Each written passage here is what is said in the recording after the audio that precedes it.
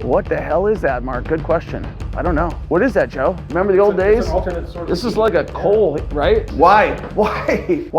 What's up, everybody? In today's video, we are going to be walking through 2 properties, possibly 3, that I'm looking to buy because I got a 1031 exchange. I recently sold my property in Vegas, and I've got a $1.3 million gain. And in order to avoid paying capital gains taxes, I need to identify within 45 days either a property in excess of what I sold my property for, which was 2.65. So I need to buy something for 2.651 or more to not pay capital gains tax. If I don't, I got to pay the tax man. So we're on our way to one of the properties in the Northland. So let me know what you would do. My choices are: do I buy a property, one property, for an expensive amount of money? Or do I buy 20 properties or 30 properties for cheap money and turn them into the 1031 exchange? We'll pick up at the house and we'll meet you there. All right, what's up, everybody? Today we are at a property in North Kansas City. I've got a 1031 exchange. In today's video, we're gonna walk this property. We're gonna look at it and decide if it's something that I'm gonna buy. Now, Joe wants me to buy it. Joe's one of my students in the Millionaire Mentorship Program. Tell me about that program. Well, I mean, the program, you know, I joined the program to learn how to flip.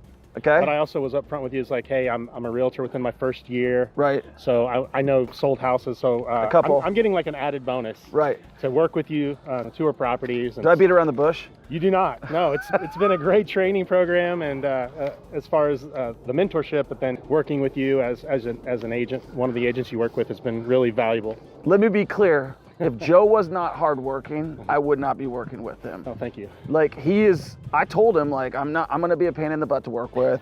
I'm going to be demanding, and he's been up for the challenge. He hasn't taken it personal. A couple times I've had to knock him upside the head a couple times when he... Didn't get an earnest check, yeah. What's going on here is I got a 1031 exchange. Yeah. We've got $2.65 million to spend. And guys, if you're not subscribed to the channel, what are you waiting for? If you haven't hit the notification button, what are you waiting for? If you wanna learn how to invest in real estate, what do you gotta do? You gotta get on social media. Yeah. You gotta follow me. You gotta share this video. You gotta hit the notification button. You gotta follow Joe. Joe, what are you on? I'm on TikTok and... Can you do your little dance? I do the dance. Let's do it. You did my TikToks, went viral with it.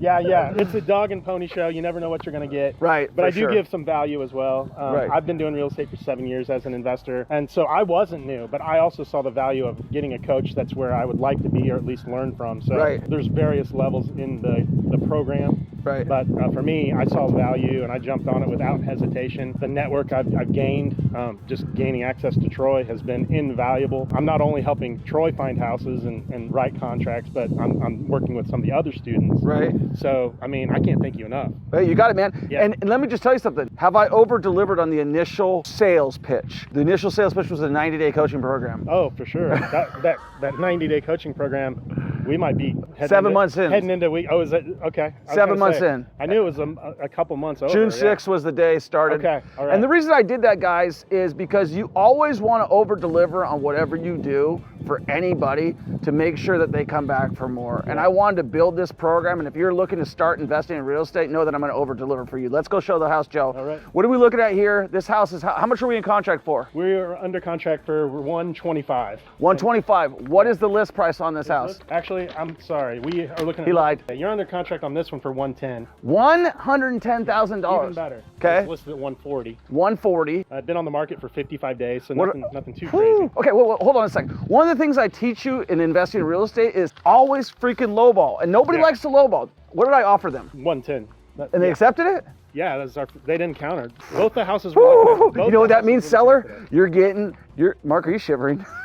It is cold. Yeah, listen, it is warm out here. I am a hot-blooded American. I'm a red-blooded American. It is hot out in Kansas City. Yeah. And let me tell you something. We offered them 110, and if they accepted, they are going to get another. What do you think I'm going to do to them? Oh, you're going to come back hard. I know that. All right, baby. Let's go inspect the house. So we got a 2-car garage. How big is the house? 816 square feet. 816 square foot. 2 bed, 1 bath. Ooh, foundation issues. And how long is it going to take Joe to open up the locks?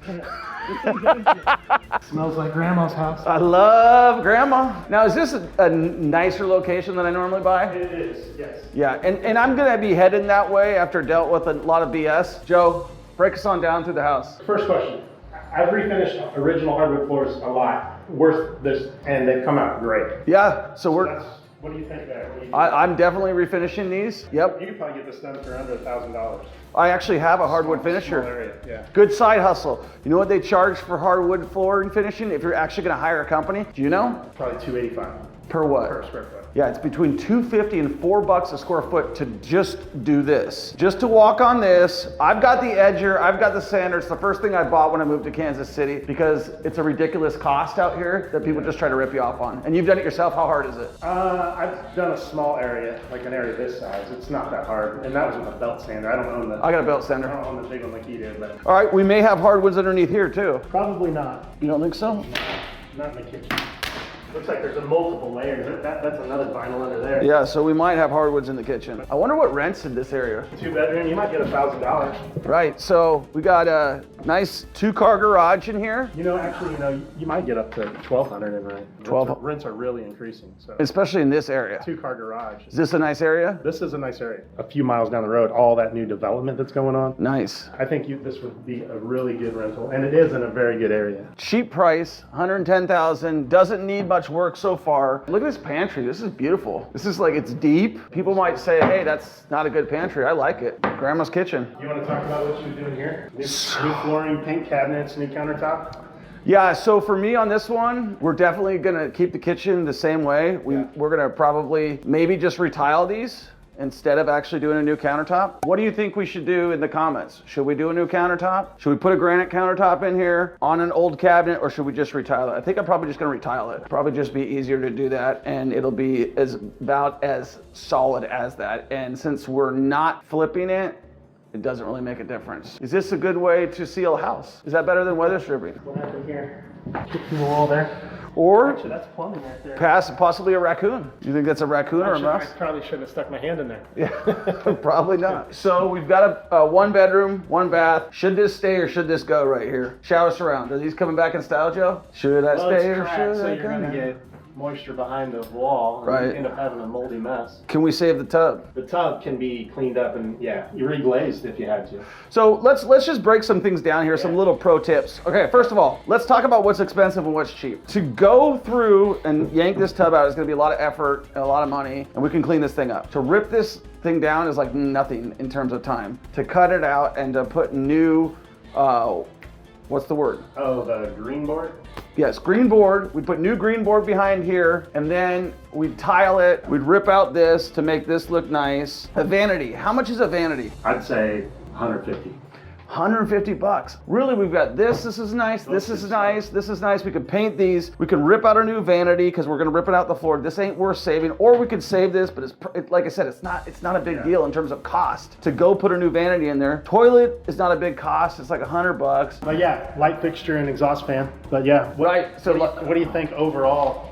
Remodel for this. Well, that's a great question for you if you're watching the video right now. Yeah. Is like, what do you think this whole house is going to cost me in renovation? New door. Yeah, so I like solid core doors. So solid core doors because people like to put their wife's heads through the doors or their kids' heads through the doors. We got hardwood floors. We have a minimal repair job in here. We've got nice windows in here. We've got screens. Do we need screens on rentals?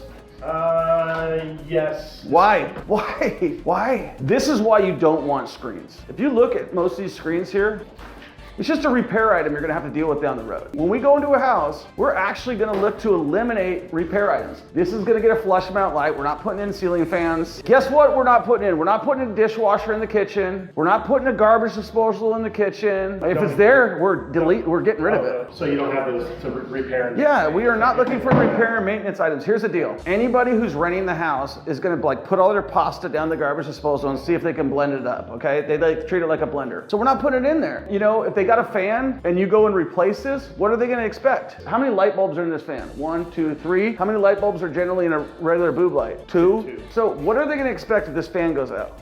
A new, nicer fan. A new, nicer fan. Yeah. If this light goes out, what are they gonna expect? A light. So you are looking to eliminate your cost when you're turning out rentals. This is not your primary house. Maybe this was somebody else's primary house. So when we go through, we spend upfront costs eliminating long-term problems. So we actually have a 2-bath. I like this property right now really a lot. So we have some foundation issues here. Is this scary for me? No. But is this scary if I'm the seller and I've got a buyer on the line who wants to buy this property? And I'm like, dude, we have major foundation issues. We got a furnace that seems to be working. What is this? Remember the old days? It's an alternate source. This is like a coal, right? It's a wood pellet stove. Is it a wood pellet stove? Yeah, see, these are the, or maybe that's just. I think Joe just picked up cat shit. I might have. That is definitely. That's cat shit. That is cat shit. And I think what you just, you think you actually did. It's always cats with me, I don't know. They're always in my domain. You always got to be careful what you put your hands on these old houses. These old houses. Just because there's a wood pellet stove and there's a big piece of dung. We got a sump pump in here, right? We got solid concrete on these exterior walls. What's this, timer or something? Oh, I don't know what that is. Comment below if you know what the hell that is. I do want to take a little pause real quick to let you guys also talk about something that I do try to do. If this water heater is toast, we would potentially turn this into a gas or into an electric water heater. We always try to go electric 100% on the house. Do you know why, Joe? I would assume it's for the length that they last. It's a pain in the ass to deal with 2 utility companies. Oh, gotcha. And gas can kill people. So it's a bigger liability for me. Yeah. I'm looking out for the tenant. One less utility bill. I've got to deal with 2 different utilities. The gas company, I don't like them. They're not fun to deal with. I mean, this is a bad boy deck right here. Ooh. Be careful, guys. So we've got some rot on the cedar shake. We got a good solid roof. That would be a major expense. We've got to pressure wash this deck and replace some boards. I like this house. So what we're gonna do is we're gonna come back and we're gonna ask for a price reduction. Let's go check out this little outhouse. Ooh, it smells like that cat that you might have found. I think your friend's in here, Joe. So you've got some issues in here. One thing I always like to do, we're gonna go back and say, can you please remove all your items? Is that a cost to them? Oh, for sure. Yeah. Is that an inconvenience for them? Yeah, rental of a. Or you'll come up with an amount you'll ask for if they don't want to mess with it. Right. And they're not going to want to do it. Right. So you say, hey, we'd like to have all these items removed. Can you please do this? Can you please do this? All the repairs in the inspection, or in lieu of repairs, we want this credit. Yeah. Right. And potentially, if I got a credit because I'm doing a 1031 exchange, I could actually put the cash in my pocket. So I could walk to the closing table, fund this deal, have a credit, or reduce my actual amount out of pocket. What the hell is that, Mark? Good question. I don't know. What is that, Joe? Oh, you know what? That's a well. I was reading about that, like an oil well. Oh, really? Yeah, under the deck, yeah. You might be sitting on an oil well here. Nice. As long as you get the rights, right? It looks like it could be a storm cellar, Joe. I don't know if that's an oil well. Grow house. So the other thing that we may want to have done in this, we're going to actually ask for a reduction on the price based on all of these defects. Regardless, we'll probably close. It's fully fenced. It's got a lot of upside. If you're looking to get started investing in real estate, make sure that you get a mentor, make sure that you work with a good agent, and make sure that you ask lots of questions. That's one of the things I'm always preaching. Like, if you're silent, you're like, what the frick is a contract? And you don't ask, you're not gonna know. And if you don't know like what an addendum is, what a wholesale thing is, if I'm over talking you and you're like, I don't know what that is, be the guy asking lots of questions. That's how you're gonna learn. Don't assume things. That's one thing I've noticed, like you're really patient with the various levels of people you're coaching. Also because we've all started. You don't hear my internal voice. Yeah. We've all started at different times too, right. You know, so we've had, you know, some questions that, you know, like, are you use an acronym and maybe we don't know, and you just explain it really well. You're going to see me next week go through like contracts again and stuff, because I feel like some of the guys